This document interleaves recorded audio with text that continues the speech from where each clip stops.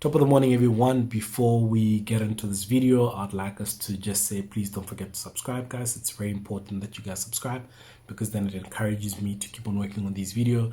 Some of the comments, some of the things that you guys want to see, make sure that you actually, comment and share some of the things, or let me know what videos you'd like to actually see me working on, because then I'll be able to actually start working on this thing.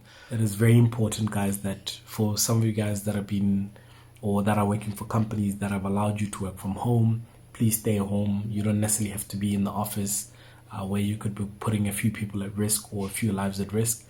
I think South Africa or Africa in general, or everywhere we are, there's always a lot of vulnerable people that could go through quite a bit of difficult times should they catch this. So please make sure that you protect your loved ones and stay home, and let's make sure that where we can, we do use these virtual interview tools that we currently have and that we've been given. Thank you very much. Let's now get into it. There's so many different tools that you can actually use to interview guys when you now starting to talk about virtual interviews. The first one that some of the guys are using would be WhatsApp. WhatsApp video calls have done great stuff, and it's actually a lot clearer nowadays. We've got Zoom, which is also one of the tools that a lot of companies are using. Especially for the small, medium companies that would normally use Zoom. We've got Skype for Business is also one of the tools that we've been using as a business for a number of years. We also have Microsoft Teams, another great tool that we've been using. So the other one that we've got is actually Lifesize. We've got WebEx, which is one of the tools that currently exists. So there's a number of tools out there that different people can actually use to interview candidates. It depends on what your company is comfortable with, or it depends on what your company's already adopted.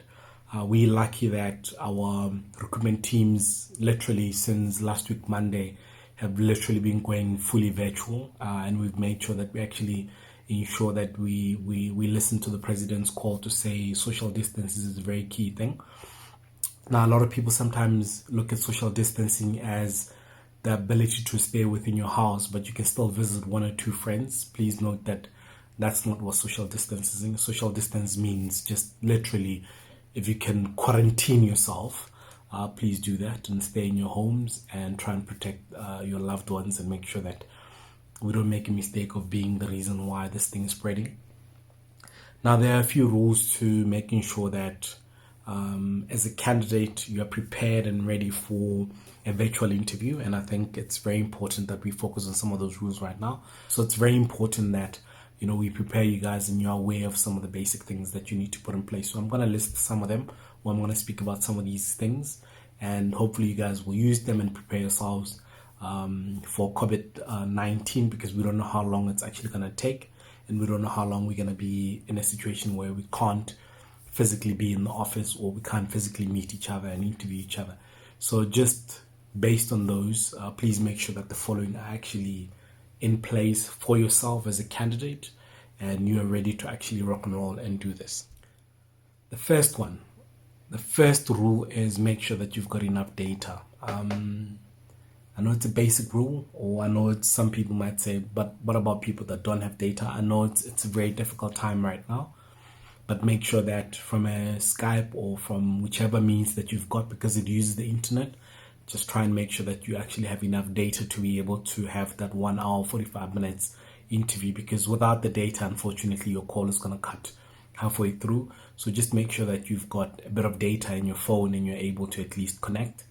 For some of the guys that are able to speak to a neighbor that might have fiber or whichever one, please speak to somebody to actually assist you with that. So number one is make sure that there's data on your phone, or make sure that there's data on your laptop to be able to actually connect or speak to the people on the other side for the interview.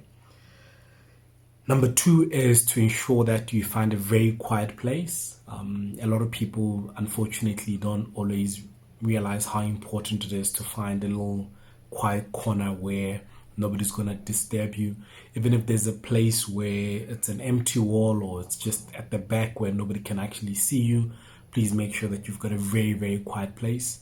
And avoid using places where there's so much movement around you, because unfortunately, if there's too much movement, you also get distracted. So just ensure that there's a quiet place where nobody can actually disturb you, because that's very, very important.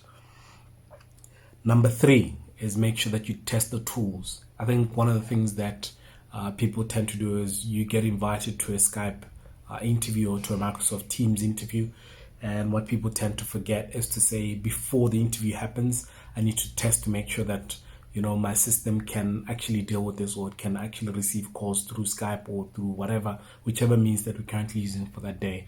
Just make sure that whoever sends you the invite at least a day before or an hour before helps you test to ensure that the tool is actually working perfectly, especially on your phone, and make sure that you've logged on and you ensure that it actually does work for yourself and for that particular place that you'll be interviewing with.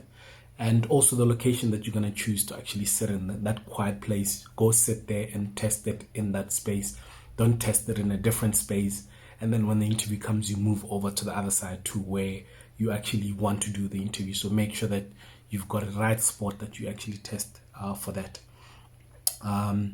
Number 4, you ensure that the network is very, very stable. I think one of the things that we tend to forget is, and we take it very lightly, is the fact that the network is not always great. There are times where certain places in the house, the network is not the best, or certain areas within your neighborhood, the network is not perfect.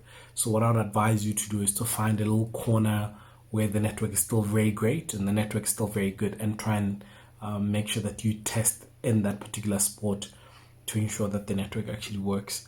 And for some of the guys that might not necessarily have the opportunity to test it with the company that's going to be employing you, ask one of your friends to actually download the same tool, and then you test it amongst yourselves. See what it does, see how you can best use it. Because if you don't test it, unfortunately, 5 minutes before the interview, when you start now panicking because you don't know how to use the tool, then becomes a bit of a problem. And by the time you start the interview 20 minutes later, you're already flustered, you don't know what's happening, and you're just out of your game. So ensure that you actually test that tool well in advance before the interview starts.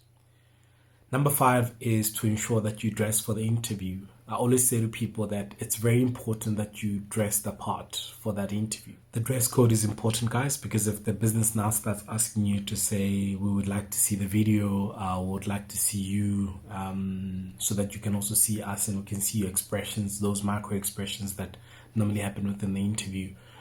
It's very, very important at the time that you actually can comfortably switch on the video and you can speak to that interviewer without worrying about the way you're dressed. So it's very important that you actually do that.